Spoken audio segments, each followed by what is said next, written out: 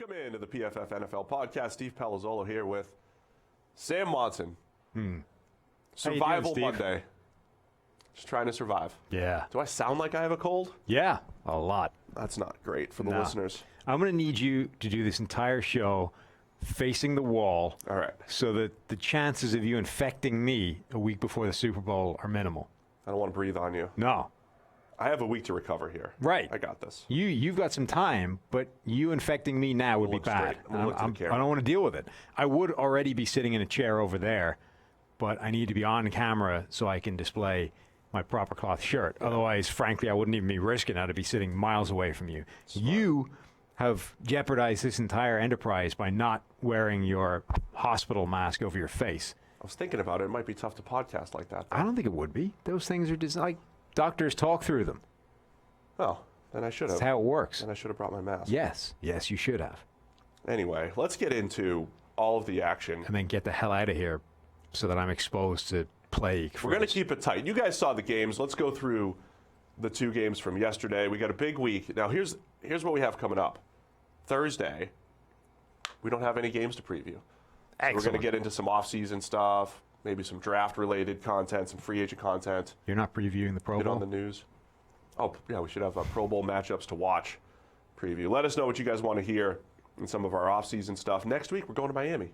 Yeah. We're on to Miami. So we're going to have all sorts of great content over at PFF.com. Where are we staying? Podcast? Airbnb? Yeah, there's going to be like a Like live a PFF house. Yeah, there's going to be like a live feed set up for the 4 days that we're there. Live on Twitch. 4 days of us. Yes, that's Sweet. what we need. Let's get that going. Live on Twitch from Miami, PFF Miami 2020. Also, we've got maybe the best sale of the year at PFF.com. The draft guide is out today. Yes. For Edge and Elite users. And you can get 30% off your annual subscriptions by using PFF30, the promo code. PFF30, you get 30% off all of your annual subscriptions. So if you sign up today, you've got it through next year in essentially conference championship week and get all the goodies. Yeah, you get the entire season of premium stats, all the green line stuff. You get obviously the draft guide that's already out. You get the free agent goodies that are coming out. You get all kinds of good stuff. So yeah. Sign up. So check it out, PFF30. PFF.com, promo code's PFF30. Don't know how long we're going to be running this, but go get there right now. The draft guide looks really slick. We started that 4 or 5 years ago. Nice. I was involved in the first creation of it. It has come a long way now that I'm no longer involved in the creation of it. Right. I don't want to draw any connection between those two things, but those are true statements. Look, a good manager knows when to move on and let the next guy come in and make things better. Uh-huh. So that's what we've done. You're still talking in this direction an awful lot. We face the wall. AFC Championship, Tennessee Titans at the Kansas City Chiefs. There we go. Yeah. What are your thoughts on this one, Sam? I thought this was a good game. Tennessee did their best attempt to repeat what they did a week ago, which is A, shock everybody, and B, put the opponent in a tough spot. They got out to an early lead. They then started to play that ball control, grind the clock out kind of game to maintain it. The problem is that whilst getting out to that lead and putting the Ravens in a hole early is exactly the way to screw up that offense, and therefore it worked. Doing the same thing for the Chiefs, if anything, puts them in their comfort zone, not out of it. And ultimately, it was just a matter of time before the Chiefs' offense was able to rack up some points. And then the real key to the game came later on, which was once the Chiefs got the lead back, now their defense was able to get a couple of stops on that Titans offense. It wasn't able to live with the shootout that this game turned into. Yeah, I think a lot of times we talk about when you have an explosive offense, how much pressure that puts on your defense to make a stop, but how much pressure does it put on the Tennessee offense? They had their quintessential 15-play, 75-yard drive.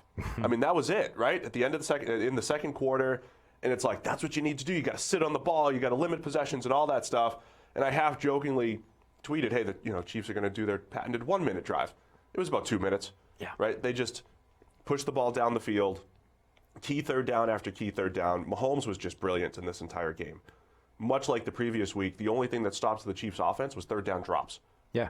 So multiple third downs where they throw the ball beyond the sticks and it gets dropped. Mahomes did a great job because the Titans game plan was fine defensively. Yeah. I thought Romo and broadcast crew did a really nice job of showing the man coverage looks. They were doing all they could to fool Mahomes. And we're talking man coverage looks. The details that Tennessee had was just fantastic. Everybody's lined up on a man. The linebackers perfectly lined up over the running back. It is as man coverage look as you get. It looks like cover one, and that's kind of been the strategy against Mahomes, right? Play cover one, double the top guys, hope you can contain them in the pocket. That's been the blueprint, right? But you can't do it every time. The blueprint doesn't always work. But then they would pivot to zone, play more cover two. Mahomes would recognize it right away, know when to take off and use his legs. And to me, that's been the trump card for Mahomes this year. Because you have so many playmakers to cover down the field. You've got Tyreek Hill down the field. You have Travis Kelce. Mahomes can make any throw from anywhere on the field. And then, oh, by the way, if you play man or if you drop your zones too deep, he's going to pick up 10, 15, 20, maybe 27 yards spinning through your defense with his legs. It's just an added wrinkle that the Chiefs have now that they didn't even tap into last year. Mahomes didn't tap into his athleticism a ton last year, and he has this year when he's been healthy. Yeah, I think ultimately this was a game where the ball control, it was a complete clash of two styles, right? The Titans, helped by the fact that they got out to an early lead, wanted to basically slow play this whole thing, chew time off the clock, shorten the game, minimize the actual chance of the Chiefs having the ball and being able to put up points. And then every time they went on one of these giant long drives to put up some points, the Chiefs just answered like immediately with speed. Yeah, the most important thing for the Titans, and we said this the other day, was just to score, right? They can't get into their like deflate the ball, sit on it style until it was really late in the game. You can't do that in the second quarter against the Chiefs.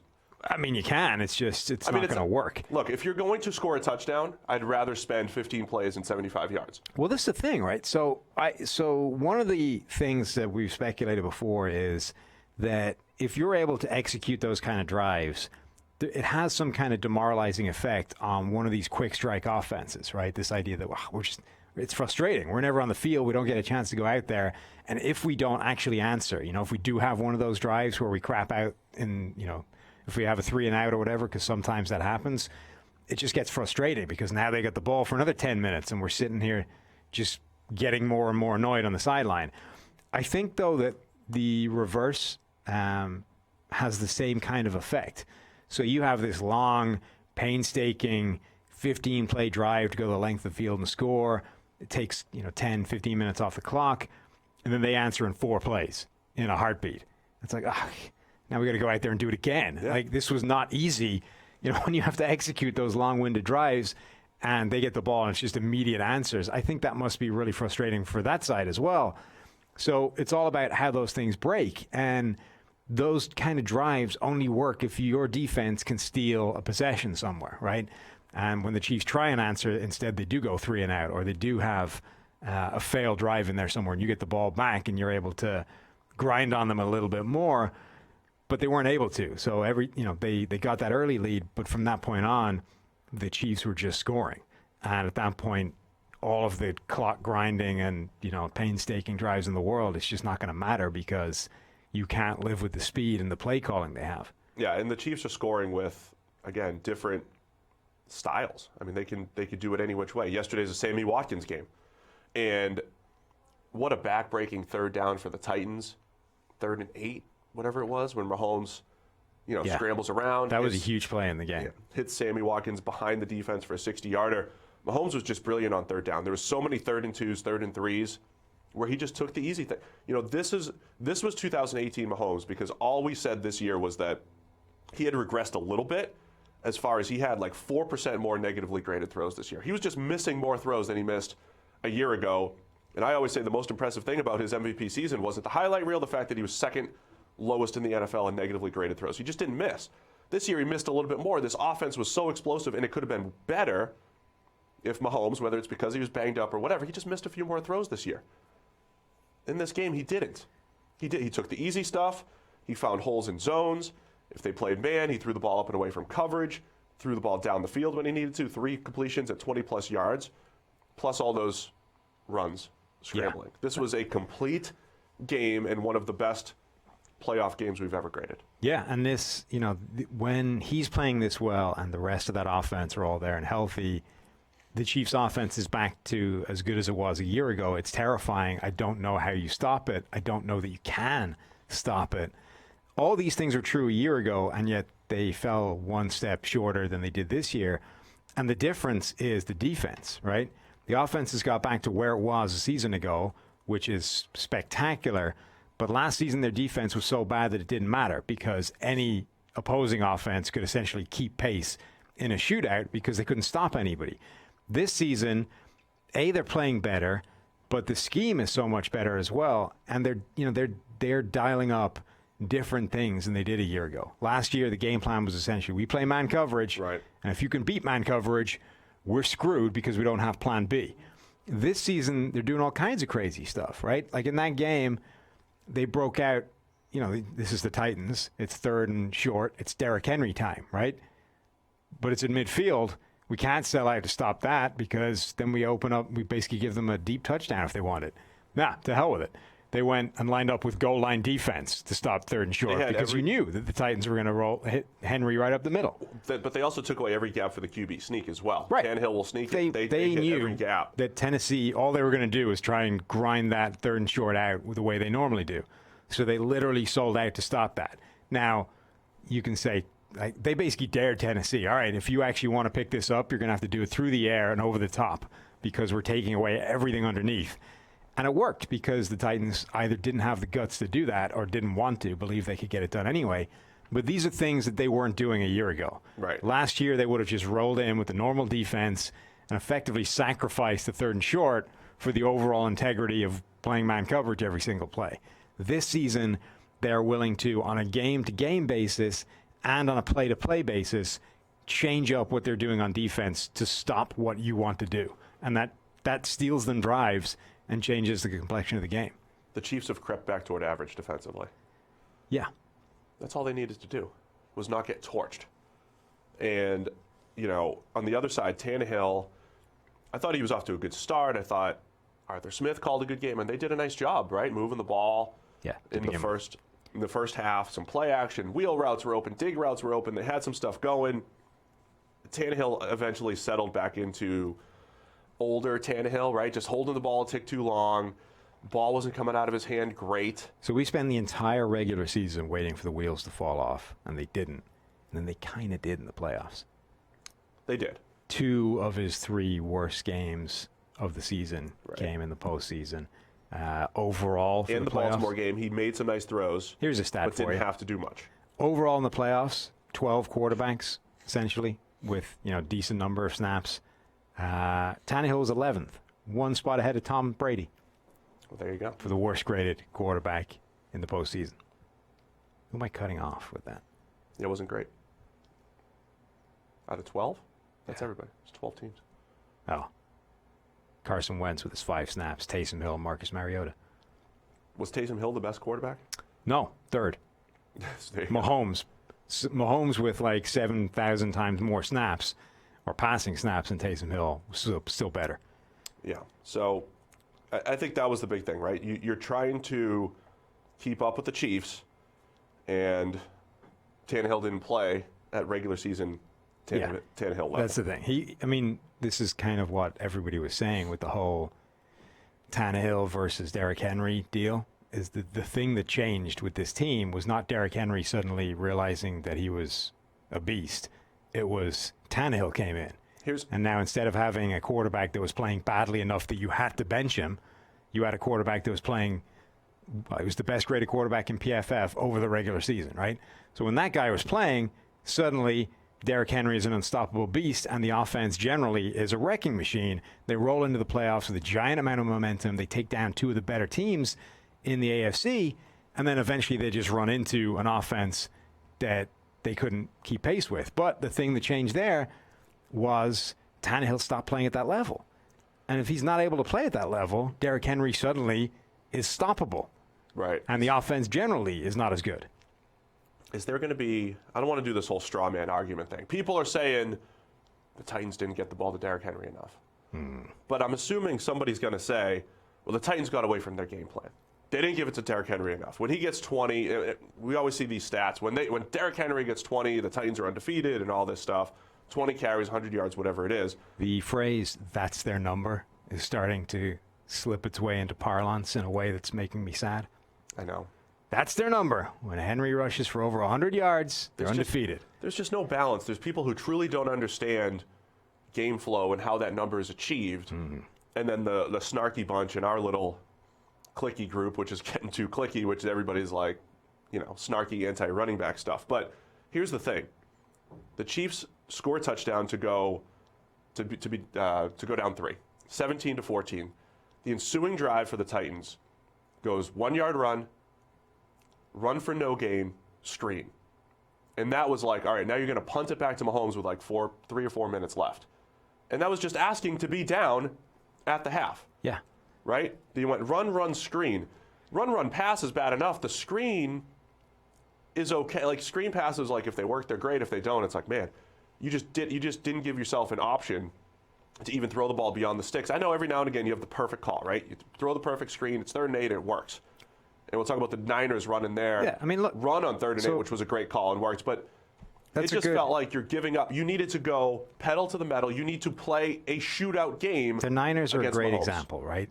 The Titans were from a game flow situation, they were exactly where they would want to be for basically the entirety of the first half. Agreed? Yeah. They were up for almost the entire half. They gave it away late to the Mahomes scramble, blah, blah. But for the entire first half, they were playing what they would want their offense to look like. Derrick Henry had 16 attempts for 62 yards, right? By comparison, Raheem Mostert of the 49ers had 14 attempts, but 160 yards. So Derrick Henry had a chance to be Derrick Henry for the first half of this game before the game flow took them out of that kind of offense and they had to pass more and they weren't able to get that done either, right? Right. But if your idea of this game was they just didn't run Henry enough, they did. The first half, he had 16 carries and he got 60 yards. The 49ers had less carries, or Mostert had less carries, but had 100 additional yardage. If Henry had been the player he was for the first couple of weeks, he would have had way more yardage. They wouldn't have had to go away because they would have been able to do that. And Tennessee kind of blocked it up pretty well. Right. But this basically just shows, like, Henry didn't become somebody else in the last week. He's still Derrick Henry, but when other things happen, like, when the defense sells out to stop the run, they're going to stop the run. He only forced 1 missed tackle, 2 yards after contact per rush, after going at 4 to 5 yards after contact per rush. So things changed just a little bit with Henry in this game. He ends up with 19 carries for 69 yards. They did not get to their magic number. They didn't get to 100 yards. Had they been able to, get Derrick Henry to 100, obviously they would have won the game. Here's the other thing, right? For all the talk about King Henry and all that stuff, the Titans gave up 25 points in their first 2 playoff games. Yeah. And it wasn't necessarily because they sat on the ball and the Ravens had 17 fewer possessions or anything like that. No, they just made a ton of key stops against the Ravens and the Patriots, gave up 25 points in 2 games.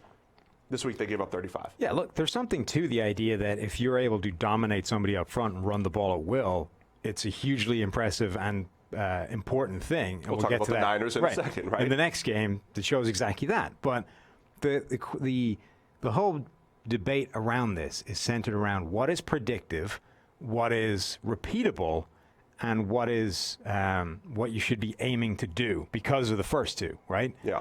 Our point the whole way along is, for as spectacular as Derrick Henry has been over this stretch, it's not repeatable or sustainable long term. And because of that, and the reason for those things is because it's not Derrick Henry that's driving this. It's the fact that you change to a quarterback that suddenly scares the crap out of defenses because of what he can do in the passing game. It's because the offensive line is blowing people off the ball in a way that they weren't earlier in the season.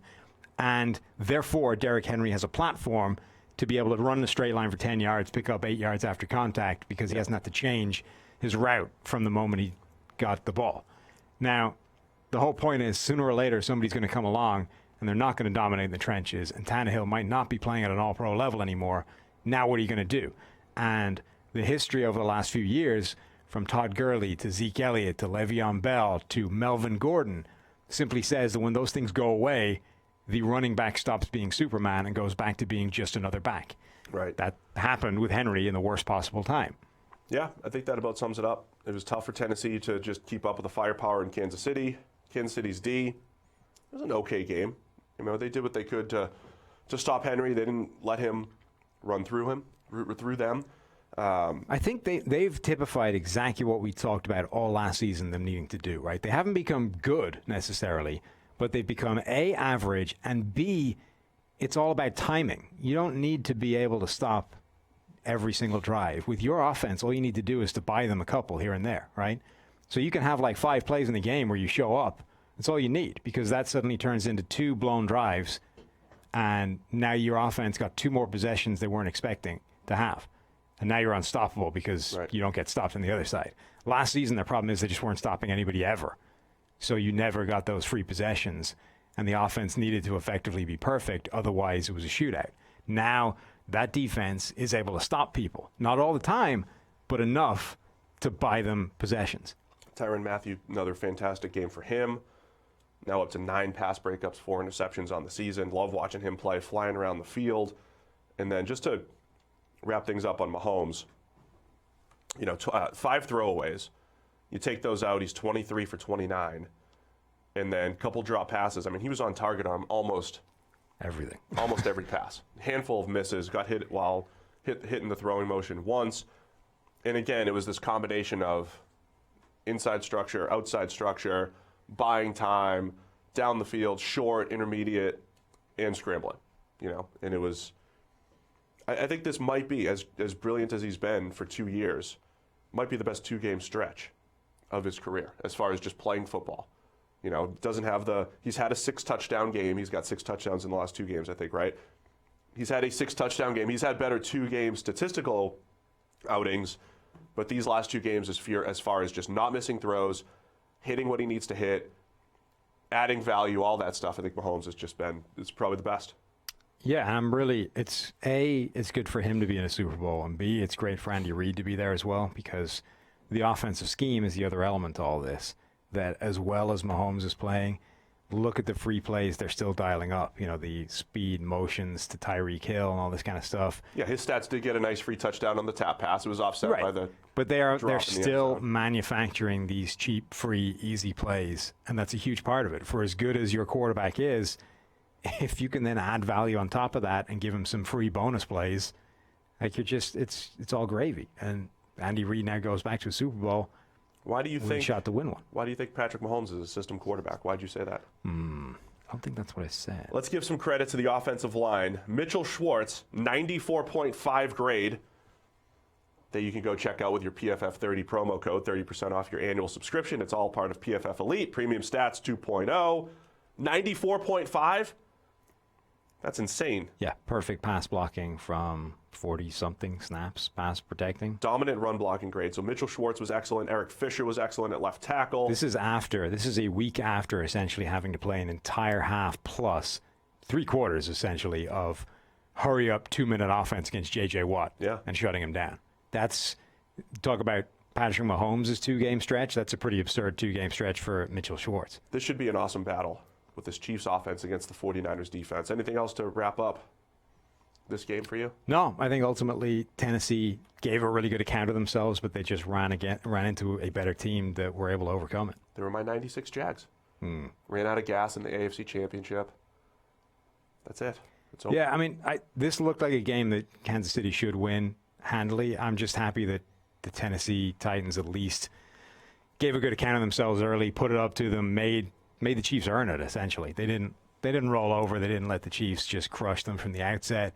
They did exactly what you would have wanted them to do if they were going to have a shot at winning this game, and ultimately it just still wasn't enough. I was impressed with their run. I mean, they were fantastic. Yeah. Just to piggyback on stuff the PFF forecast guys say, they're very forward in their theories, and they've come out and said, hey, defense doesn't matter, which is their way of getting attention to say, when you see a great defensive performance, a lot of times it's just the offense is poor. On the other side of that, when a defense is playing great, sometimes they just didn't run into a good offense. Nothing exemplifies that more than Tremaine Brock's little run here, where he was respect on Tremaine Brock's name. He was fantastic for a few weeks, right? He graded well against New England, gave up two catches on 10 targets, graded well against Baltimore, and he has a 39.9 grade, 36 in coverage. Didn't give up a ton statistically, but 2 penalties in there. it's just one of those things where it's like, it's dictated by the fact that you have to cover these Chiefs receivers and you're going up against Patrick Mahomes. And that was the entire Tennessee secondary. They had graded well until they ran into the Chiefs. And other than Adoree Jackson, Vaccaro, Byard, Brock, Logan Ryan, all with poor grades going up against these Chiefs. All right, let's go to the NFC game. Domination by the San Francisco 49ers. Yeah, this was a disappointing game. Probably inevitable, but disappointing nonetheless. I think ultimately everything we knew about the 49ers held true, and what we thought we knew about Green Bay just got beat. The big thing was their defense. Green Bay's defense has been the better side of the ball for them all season long. You know, as much as we think Green Bay and Aaron Rodgers are the two synonymous things, and that's what, you know, they go as far as he takes them, really hasn't been the case this year. They've gone because that defense has crushed people. You think of the Vikings game, they just rolled up there and absolutely annihilated Kirk Cousins. Their defense has done a really good job, and they got absolutely wrecked by the 49ers ground attack in particular. And that essentially took away the single biggest problem for the 49ers on offense, which is Jimmy G's propensity to occasionally throw the ball straight to linebackers. It's like, all right, well, the easy way of solving that is if we dominate in the ground so thoroughly that you never have to put the ball in the air, which is effectively what happened in the game as well. So, yeah, that essentially just the game was won at that in that area. And then you flip sides, and the 49ers pass rush is still nasty. Rodgers just couldn't get it done all by himself. Man, even against an 8-man box, the 49ers went 0.2 EPA per play, which people don't know what that means right off the top of their head. But for most rushing attacks, average negative expected points added per play. And the Niners went out there, average 0.2, so that's every run, you know, how much closer are you to scoring versus moving away from scoring. Positive's good. 0.2 is crazy for any rushing attack. It's really good for a rushing attack. That's what they did against an 8-man box, over 100 yards, just doing that. So even when the Packers were stacking the box to stop the run, didn't matter. And the thing is, so Green Bay's defense has been really good at getting upfield, right? They win by effectively dominating right away at the line, getting into the backfield, and screwing with your blocking, right? Because you can't execute a standard block once your guy is a yard further into the backfield than he's supposed to be. It just messes everything up. So the 49ers sort of combated that, and there were a couple of plays early where the Packers were like inches away from making the play. Yeah. But the problem is when you don't make the play, now there's a hole and that guy's gone. So they did it. I think it was Mostert's first touchdown run. There was a guy in the backfield, inches away from making that play. Got like an arm on him, couldn't tackle him. Only now that guy's just opened up a giant hole, and there's clear running into the secondary, and we've got a touchdown in their hands. And there were a few plays early where that was the case. And you remember the way very early in his career, teams used to just run trap blocks all day against Ndamukong Suh. Against Suh, yeah. Because all he was doing was shooting upfield, right? Yep. And it's like, okay, if we run the ball right at you, that's a problem. On the other hand, if we let you do that and then just blast you in the side from a guard, you're screwed. And people have criticized Aaron Donald for that as well at times. That is, the 49ers essentially modified their game a little bit to run a bunch of that stuff and take advantage of the fact that the Packers wanted to fly upfield, and they were just inches away from making a play a few times, but A, they didn't. B, when they didn't, big plays happened, and C, at that point, it was just like the floodgates opened and they just dominated. Yeah, a lot of discussion about this too. Hey, the run game won, and we were joking back. Remember when the Niners destroyed the Browns, and it was like 10 yards per carry until they started to run the clock out later in the game? It's like, if you can run for 7, 8, or 9 yards per carry, then that's the right strategy. I think part of the discussion is chasing that sometimes. The teams that are chasing that, the way the Seahawks play, run, pass, they're chasing this, we'd love to run for 6 yards. Everybody wants to run for 6 yards a carry, but the problem is when you're not being able to pivot out of that. If you are, and the way the Niners run their scheme, Deebo Samuel had 40 yards on 2 carries too because of the jet stuff and the end around stuff. The Niners continue to, even when there's an 8-man box, move one guy out, right? It's all about earning the numbers advantage in the box, and nobody schemes that up quite like the Ravens and then Kyle Shanahan and the 49ers. And it's like the discussion we just had about the Titans, right? It's the key is how sustainable and how repeatable is it.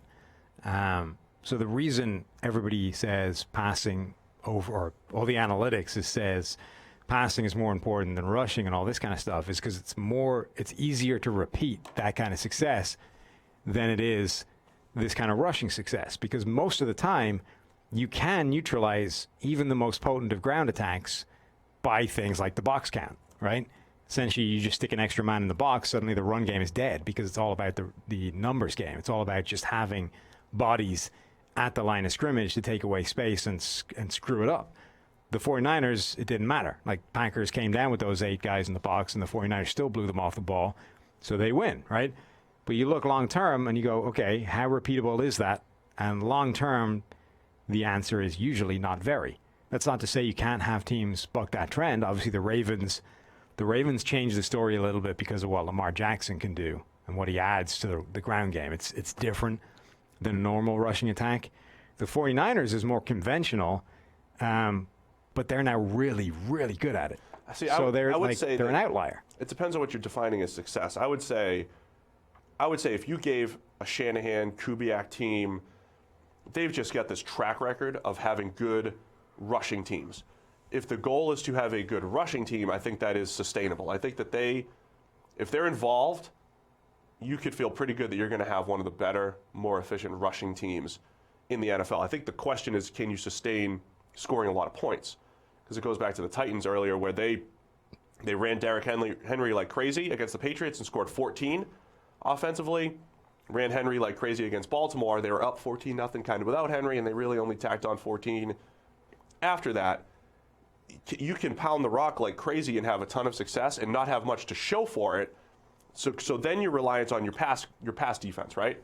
You're essentially reliant on your defense.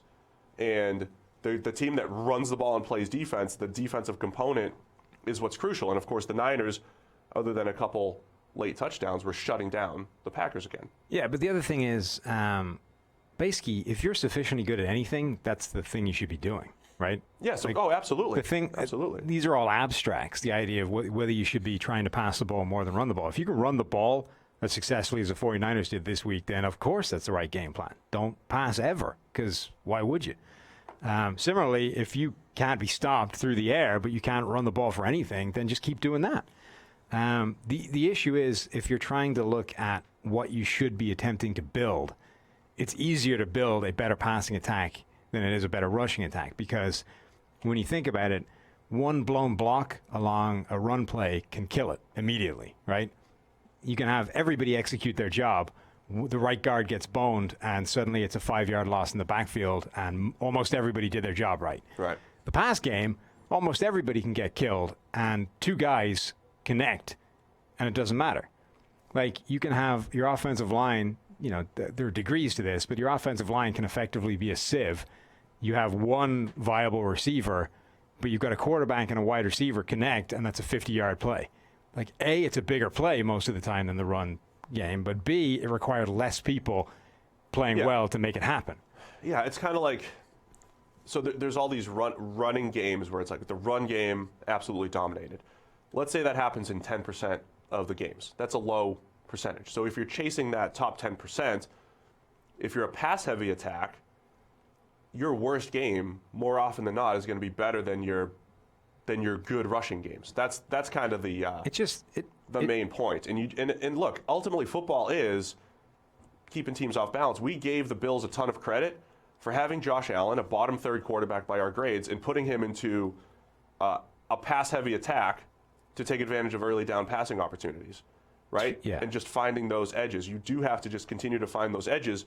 For the Niners, some of their edges are involved in the run game because they're scheme diverse now. It's outside zone, it's inside zone, it's power counter, it's jet stuff, it's end around stuff. They do a great job.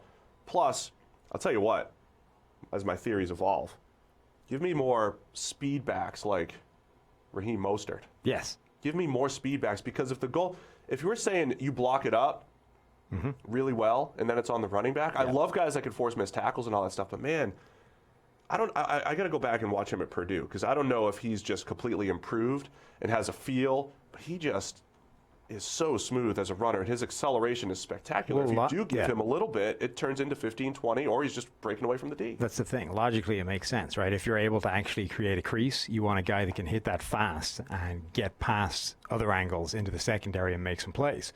So, and honestly, that's why Derrick Henry has been a particularly effective running back this year, because in a straight line, he's actually really fast. Yeah. Like, he's 250 pounds, but he runs, what, like a 4.5? Oh, yeah, he's fast. And he runs a 4.5, which for that size is absurdly quick. And B, like, he doesn't slow down through an arm tackle the way some of these other guys do. Right. So you might have a running back that runs a 4.3, but if you get a defensive tackle, gets a solid arm on him, it's slowing him down to a 4.5. Whereas Henry is trucking straight through that arm without breaking stride. It's not slowing him down at all. Well, that's like, if you were debating between Saquon Barkley and Christian McCaffrey, I do think your system, if you are going to run the ball a little bit more, I'd probably lean Barkley because he has a ton of negative plays when the blocking's bad. But if you know that you can, like, at some point in Barkley's career, he's going to have this incredible offensive line and have a whole bunch of 50. I mean, he's already had a whole bunch of 50-plus yard plays. But like, if he was running in Shanahan's scheme with some of the creases that they have there, as long as he didn't do anything stupid behind the line of scrimmage, he might be averaging 6 yards a pop behind some of these guys. And versus like a McCaffrey, if you're going to be a pass-heavy scheme and you want to create mismatches, and like Barkley's good at that too, but McCaffrey's like a legitimate wide receiver. So I mean, I think there's some debate there as far as like running back skill set stuff. The point I wanted to make about the running game just requiring too much to typically to go right for it to be like a long-term option for most teams, or the long-term option you should chase if you're most teams. You remember all those videos of like Lombardi's Packers, or Lombardi drawing up, you know, the sweep right left on the board, yeah. You know, with like the whole thing is just, it's a patchwork of you go here, you come around, like the whole thing, right? He's got this entire play only functions because every single one of you guys executes your assignment correctly, right? Yeah. And the reason they were so successful with it is because they basically just drill that until they could execute it 100% every single time, and nobody else like did enough to combat it. Just out-execute. Right. They literally just out-executed everybody. I don't know that you can do that anymore. And I don't think it's necessarily sustainable, but basically all run plays operate via the same kind of principles, right? Every single one of you needs to make a block here, otherwise this thing doesn't work. Passing game, there's a lot more margin for error, right? It's like, all right, most of you need to kind of do your job, and this thing can still function. And even if you don't, like if we have a Patrick Mahomes or a Lamar Jackson or a Deshaun Watson back there, or an Aaron Rodgers, like a lot of you can screw up and we can still make some hay out of this. Well, yeah, because a part of it is we always talk about, you know, quarterbacks and system can control pressure rates, so to speak, right? You can mitigate the average offensive line. If you have an average offensive line from a run blocking standpoint, you're going to get probably average results over time. If you have an average offensive line, the difference in your results will be, do I have Tom Brady or Drew Brees back there? Do I have a quick trigger back there, a guy that can get rid of it, and receivers who can get open? Or do I have a guy that's going to hold the ball long and invite pressure? You can hide the offensive line a little bit more in the pass game, I would say. So we got a tweet before this podcast. Love the PFF pod. Thank you. Unfortunately, this is where it goes wrong. Hope today's just not 25 minutes on why the passing game is better than the running game. We get it. So, oops. But we can redeem ourselves here. Oh, I want to say, let's talk about how awesome the run game is when it works well. It is fun to watch. Hashtag fun to watch. I love Shanahan's system. Mm-hmm. Mostert is just, I told you, he's like just smooth. It was His strange. Acceleration's incredible. It was strange how surprised the broadcast appeared to be that Mostert is good. Also, how about their 3rd and 8, like the play calling too. 3rd and 8, they run kind of like a power trap play to take advantage of the Packers getting upfield, as you said. Mostert's got a free run. Mostert was their best graded running back on the season. That was that play, like if it fails, it's like, can you believe he dialed up a run on 3rd and 8? But it worked. Yeah, he was it was a great play. Best graded running back on the season. Their leading rusher on the season. Had the most touchdowns on the season. The most yards after contact on the season, and the best average. Why were they acting like, oh, God, can you believe they're getting it done with this guy? Coleman went down. How are they even generating anything with this Mostert dude? It's more for like the long-term storyline. 7 different teams cut him. Yeah, but But they were special team star. He was a special team star. They were in our dramatically overdoing grading. the degree of surprise they should have had, given how good he has been this season. Anyway, so this guy asks to redeem ourselves, despite basically telegraphing it and everybody knowing what they wanted to do. How were they still able to get that done? And I think we touched on it a little bit, that they changed up what they do a little bit, right? They ran a lot more of those power trap plays, things that take advantage of the fact that the Packers defense wins by getting upfield in a hurry, which let them take advantage of that, rattle off big run games and get them in a favorable position. But B, because they were having success with that, it meant that the Packers couldn't do what they do really well, which is rush the passer. I've gone into my PFF Ultimate, powered by our friends over at AWS, and basically breaking down, I've sorted run concepts into downhill runs and outside runs. So a lot of times you sort it by gap and zone, right? Gap run that's power when you've got a puller, and counter when you have two pullers. And then you have the outside zone where you're going to take it wide and cut it up, and then the inside zone where you're going to keep it a little bit tighter and generally stay in between the B gaps. But inside, if you put inside zone and kind of pair that with a power play, that's more of a downhill run for the running back, whereas outside zone and toss plays, more of an outside run. They were good on everything. So when you talk about balance and versatility, I always say balance isn't run pass splits. It's being able to do everything. In the pass game, throw short, intermediate, deep. In the run game, can you run downhill for 16 times for 98 yards for Raheem and 3 touchdowns? And then on the outside stuff, which is generally the staple, where did he go? Oh, I lost it for a second. It was 13 carries for 122. So incredible efficiency. And again, the old school Shanahan Kubiak scheme would have 80%, 90% of their runs straight outside zone relative concepts. Now it's this completely balanced matchup. And then in the run game, it's all about, I've got 4 blockers against 3 guys on this side. I've got 3 blockers against 4 guys on that side. We're going to run to the side where we could get the extra blocker. And that's where Shanahan's always great. And then that's evolved through the years, right? How do you slow down the extra blocker? It used to be like the quarterback's going to boot out and you have to worry about the boot. So you run because the play action coming off that. Then they added, you've got a fullback, you have an H-back that can move and essentially steal gaps. Now it's the end-around game and the jet sweep game with Deebo Samuel. So if you don't have a favorable box count, you're running Deebo on a little jet sweep that takes a guy just outside enough, essentially blocks him for free without actually having to execute a block, which is just good football and good scheming up, and you have one less guy to worry about in that area. So that's the Shanahan good running system in a nutshell. They've also started to develop some of these like crazy schemes to the point where the stuff in this playbook now that didn't exist years ago. We talk about this Mike Shanahan, Kubiak system. Kyle has taken this thing a long way, and you're seeing plays like drawn up that have like combinations of outside zone, power elements to them, like all kinds of crazy blocking schemes. And defenses are taking a look at this stuff live as it happens and be like, what the hell is happening here? Like, basic outside zone, I understand, I recognize immediately, I know where to flow to. This has got bits of all kinds of stuff in it. I don't know what the hell is going on here. And even just off the outside zone stuff, the play actions off that, it used to be, okay, I'm going to go outside zone and then boot. And then now they'll fake the boot and throw a screen front side. So it's essentially every time the defense has an answer, you have to one-up them with another answer. If okay, let's overplay the boot. Okay, you want to do that? We're gonna screen it the other way. Or if you know that we're gonna hit the crossers, we're gonna do that the yoink play, right? The tight crosser and up, or post corner type of play. So there's just an answer to everything that teams have seen through the years. Let's discuss Rodgers on the other side. Ooh. Not a great game. He made a few throws down the stretch, kind of in garbage time. That was a dime over Sherman, man coverage. When people are like, it was against prevent. It was against man. Great throw.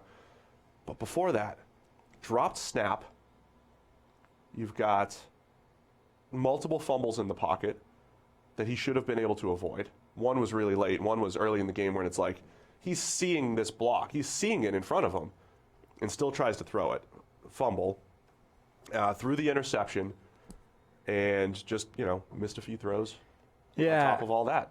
This felt like Rodgers just trying to do everything himself. Yeah. And I think a lot of that was game flow. You knew that your defense in this game was not stopping the 49ers at any point. You got down quite early. You got in a hole. Stuff was just going wrong, like muffed kicks as well. Like things were very early in this game. Things were going well away from the Packers in a hurry. And at that point, your only shot to come back is Rodgers being Rodgers, right? And being the guy he was a week ago, old Aaron Rodgers coming back. And I think he knew that. And it's like, look, if we're going to get anything going here, I need to have one of those games. And he just wasn't able to. Like, it just wasn't there for him today. Now, part of it was he didn't have as much help as he did a week ago. Like, their defense or their offensive line was getting beat. Like, when guys like David Bakhtiari, who, had a pretty good game, when he's struggling to contain, guys like Nick Bosa, just that collection of pass rushers they have. When they have all four of those guys healthy and on the field, Nick Bosa, DeForest Buckner, Eric Armstead, and Dee Ford, like, they're a problem. Like, the Packers have maybe the best offensive line in the NFL from a pass protection standpoint, and they were struggling to contain those guys. And every now and again, the problem is, so the 49ers have had those interior guys for years. But when one of them got pressure, the quarterback could make a guy miss, get out of there, and make a play. Now, when he avoids the first guy, the second guy's right behind him on his way. Like, those guys are all going to win, and they're going to win after a degree of time. And avoiding the first one doesn't do you any good because it just puts you in a problem of, I need to avoid like 4 consecutive guys and get rid of it if I'm going to make anything happen. And that's asking a lot. Yeah, he's still kind of in this mode where he'd rather drop his eyes and maneuver the rush rather than kind of like standing in there and making a throw. Maybe that's been the big difference these last couple of years. And then the outside the pocket stuff hasn't always hasn't always been there when he's wanted it, right? It's like Mahomes does that quite a bit, but he's he got a little bit more spring in his young legs and all that, and more arm talents these days. So look, Rivers is certainly capable of making those special throws and everything. The big difference the last couple of years, we keep saying, it's the schemed up stuff. It's the trust with his receivers. I wonder if this is the offseason. My consistent theme this offseason is going to be double up at wide receiver in the draft. Loaded receiver class. Can you mitigate all of your offensive concerns by getting 2 playmakers? Could be a tight end as well, but a speed receiver, a good route running receiver, a big bodied receiver, double up in the draft. Like, if the Packers could hit on 2 receivers, which is a big if, you didn't need to hit on 2, just 1. But if they did hit on 2 and combined it with Devontae Adams, my point would be more that you need 1. Like, you look at an AJ Green, a Terry McLaurin. You get one of those guys, changes everything, right? Yeah. But you could also get a N'Keal Harry, right? Oh, I get it. So take 2 of them. No. Take 2 of them, and then even if you blow it on one of them, as long as one of them hits, you get a 50%. Harry's fine as a number 3 or 4 gimmicky receiver that you could get in space. Even if one of them is a complete and total disaster, if you get 1 out of 2 to become a McLaurin, an A.J. Brown, a DK Metcalf, an impact rookie wide receiver, changes the game. They tripled up a receiver 2 years ago, whatever it was. This is kind of their move, right? They drafted 3 corners one year, 3 receivers another year. All their receivers were more mid and late round picks, though. Yeah. This is a wide receiver heavy class. I think the Raiders need to extract some aggressiveness out of Derek Carr. See Tom Brady talking it up with Mark Davis at the UFC. Maybe Brady's going to go run the old West Coast system over there. Davis out there in that whole like white getup with that hair is just amazing. Like, why? Yeah. Anyway, Raiders could double up. Like Packers could double up. When I can trash talk about your hair, it's bad. It's not good, yeah. Anyway, Rodgers wasn't great. Also think maybe we've undersold the fact that he doesn't have a ton of help. He's got Jimmy Graham running those seam routes. I know one of them worked. But Jimmy Graham and Mercedes Lewis, yeah, they're big and slow. They are. They're big and slow. Devontae Adams is awesome, but man, he could use some other playmakers over there. Old like Sternberger. Richard Sherman Darrelle Revis taking shots at Richard Sherman. Bit harsh. During the game? You made an invite, I did. right? Let's make a formal invitation, because that's what we do here. We've invited the Tomahawk Show to have Challenge a little. rather than invite. That was a challenge, but we invited him to Cincinnati for more than just hoops. You know, Okay. we could watch some film and hang out at the PFF office, whatever, play some hoops at the Cincy Y. Yeah. But I think you should make the official invitation. Well, Rivas. Rivas is the poster child for your top cornerback should track number one receivers at all times, right? And even Rivas was an outlier in terms of most cornerbacks even the ones that track number one receivers don't tend to follow them to the slot, right? Because it's a different skill set. It's hard. So Rivas was very, very unique in terms of. There are people that hate that, by the way. What? Very unique. Really? Unique means one of a kind. Something can't be very one of a kind. It can, I don't it's hate either it. unique or it's not. I'm okay with you. Good. Okay. He was very, very unique in terms of being a guy that would not only track Two varies is too much. number one wide receivers, but would track them to the slot. And then, so there were a bunch of people that are like, well, if you don't do that, you're not a good corner. I had an interesting conversation with a few cornerbacks, but with Richard Sherman when I was writing an article about him, about that whole concept. And obviously, he's a guy that's only ever played sides, essentially. And there are people out there that write him off because of that. But he made some points that's like, look, depending on the coverage you're running, playing sides actually puts you playing more man coverage than a guy that's tracking somebody, right? Why? See, I would say, why are you giving the answers? What? Save this for the debate. Well, I'm just, all right, fine. He has an argument that's harsh. It's a harsh interpretation of how you should be looking at these things. So you've got Darrell Rivas, who evidently believes that if you're not tracking number one receivers, are you even covering? And then you've got Sherman, who's like, look, I play sides. It allows my defense to do other things, and it's better for everybody. Also, those two, neither one is the coach. whatever, those two should be in a room in the PFF. Basically, I said, look, I want to see a TV show where those two argue the merits over tracking versus On our TV playing show. sides. And then I was like, screw it. As long as I'm asking for a TV show, we'll do it. We'll do it. Come down, Rivas and Sherman, come down to PFF offices here in Cincy. Steve will even pick you up at the airport in the minivan. We'll come down, we'll watch some tape. You two Not any guys, seats left. They're all car seats.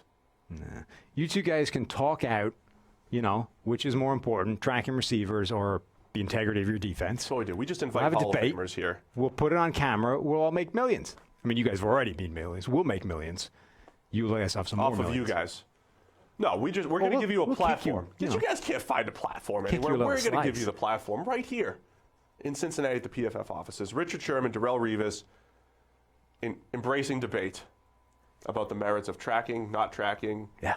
Also, it's funny because Rivas is giving that whole draft take that we hate. Like if you ain't playing man, you're not even playing. Like you're not a corner unless you're a man corner. And we're always over here talking about the merits of playing zone and Well, that's the other aspect of understanding this. route concepts and all that stuff. Not to put spoilers on the old TV show that doesn't exist yet, but nobody is playing man every play anymore. Maybe people used to, but now even the most man-heavy teams in the NFL are barely over 50% man coverage. You need to be able to play zones. Everybody has to. Everybody. And So like you said, even zone concepts have locked sides sometimes. yes, and yeah. So it's not as simple as just man versus zone. A, everybody needs to be able to play zone, and B, a lot of zone teams now, depending on the player, will use man coverage within them, and a lot of zone concepts have man coverage within them. So the whole thing is muddier than that, and that's why we need a TV show with those two people in the PFF offices. Consider the invitation official. Rivas and Sherm won over here.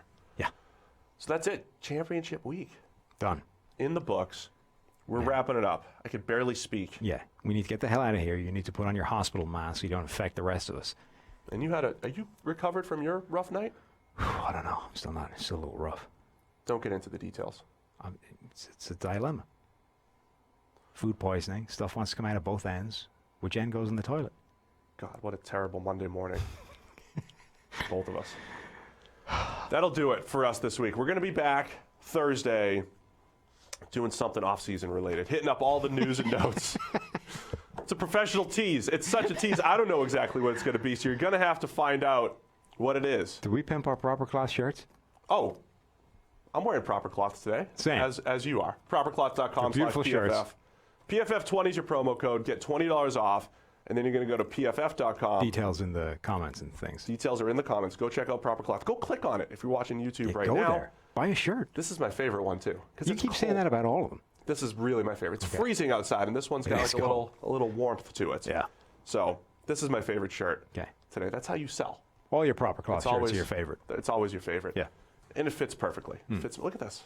My slender. I might need to drop a couple lbs before Miami, but I'll be rocking Proper Cloth down there. Does the Airbnb have a gym? George surely would have seen that. I'm assuming it was like first filter that he ticked on Airbnb. Does have weights. Is there a home gym there? And then PFF 30 is your 30% off, PFF.com promo code. 30% off all your annual Goodies. PFF products. We'll be back Thursday with must-listen podcasting. You never know what we're going to talk about next. See you guys Thursday.